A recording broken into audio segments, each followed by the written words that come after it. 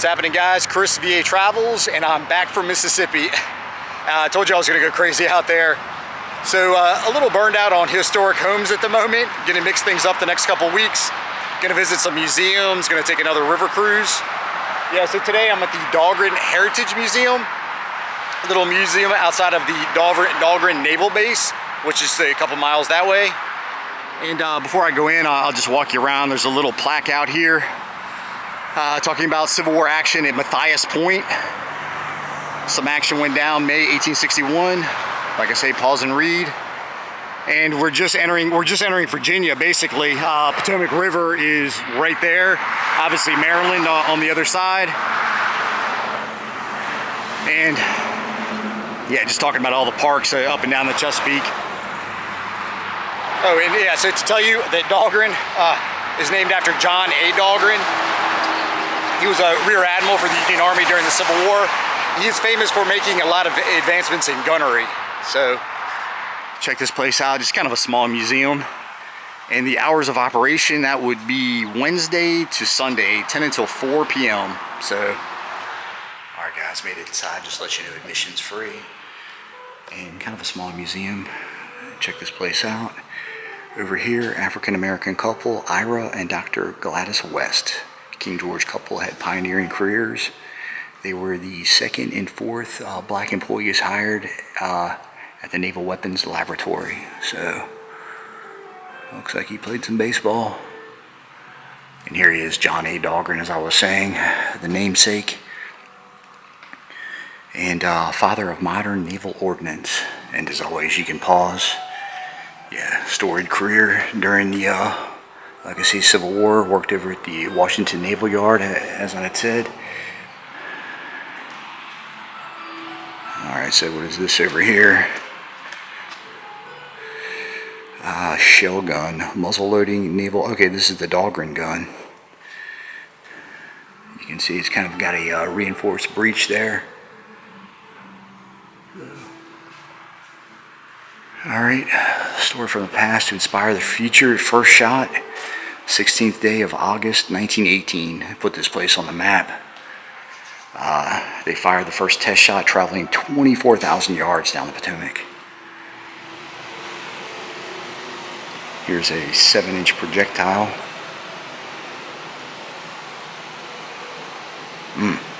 Things rusted out. And it looks like Woodrow Wilson helped authorize this.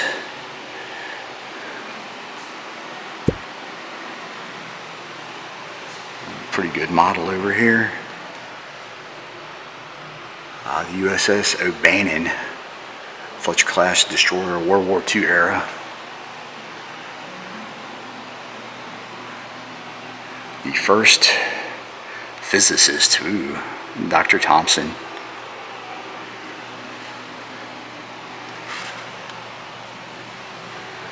And some fragments down there.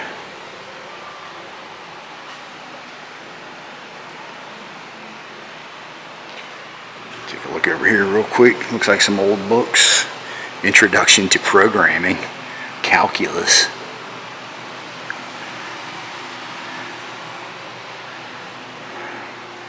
Got a frigate over here. The USS Constitution up in the Boston Harbor. Over here, the Norden bomb site. The U.S. Naval Proving Ground. This is one time called the U.S. Naval Proving Ground. It's had like 10 different names through all these years. A critical tool for improving the accuracy of aerial attacks by the Army and Navy during World War II. Developed here at Dahlgren.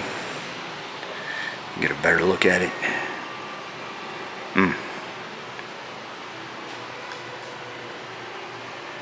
Oh yeah, up here is basically the first drone. First flight of a pilotless aircraft, 1924. So, pretty wild. Here's an aerial view. Yep, like I said, Potomac.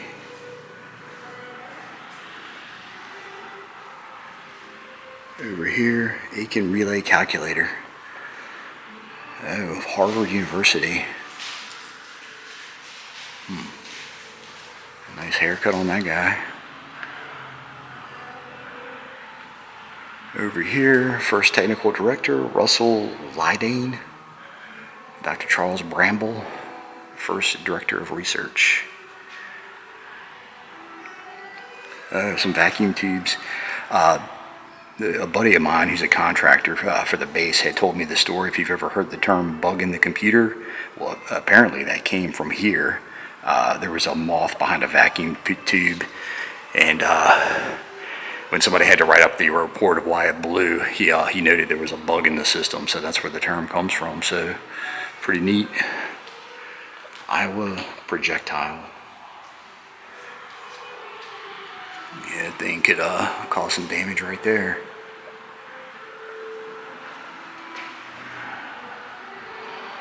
Polaris. First underwater test launch of a ballistic missile. Wow. From the USS George Washington.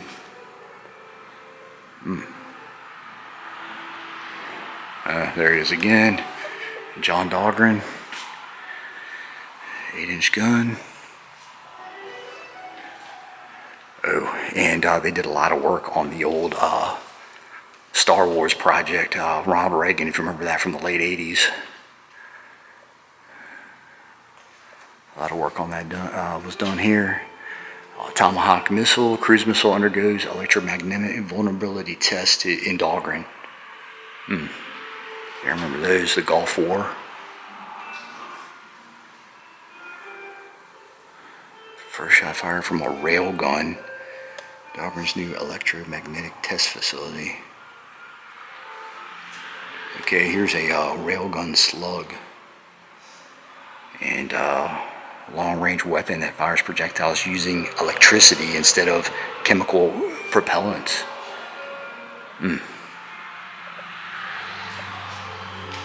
Okay, down here, the USS Iowa projectile, and there was a big explosion. 47 sailors died. April 1989. Open breech explosion.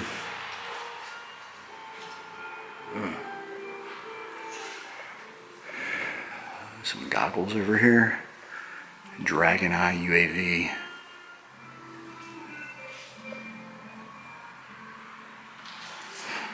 The old laptop. Anchor down there. And over here, GPS. It looks like they had first artificial satellites of the 1950s.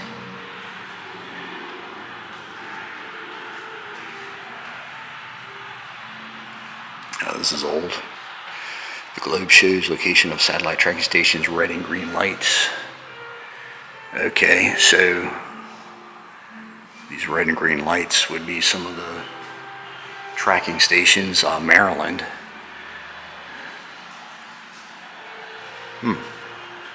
Kind of neat. Okay. Lockheed Martin. And this is a scale model of the Polaris A-1 submarine launch ballistic missile. There's a sub right there.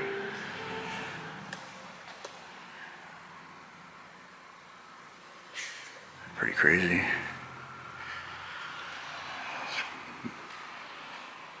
Wow, tractor mounted gun, 7-inch 45 caliber.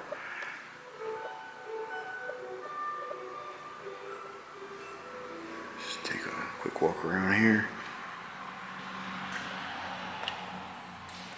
Some extra information right there. More about GPS. Wow.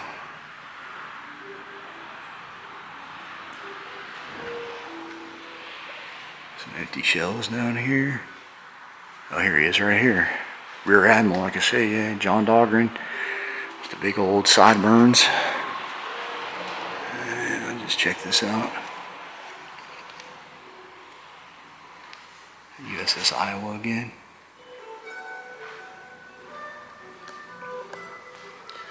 Cool guys, just a little neat museum I wanted to show off. As always, like and subscribe. See ya. All right guys, actually real quick and around back, I found a way marker talking about John Wilkes Booth's escape And of course, he shot Lincoln April 14th, 1865. And here we are at Matthias Point. This is April 22nd. And then eventually made his way on down to the Garrett Farm, just a little south of Port Royal, about 2 miles south, where he met his demise. He and David Harold, his accomplice. And yeah, talking about that USS Thomas Freedom, that skirmish in April of 1861, I'm sorry, May, that I mentioned earlier. And Confederate Army had set up a battery to try and prevent Union boats from reaching DC. So they began firing at the USS Thomas Freeborn. The Freeborn returned fire, and as a result, the only Union casualty and the first Union naval officer was killed. So that's where it happened.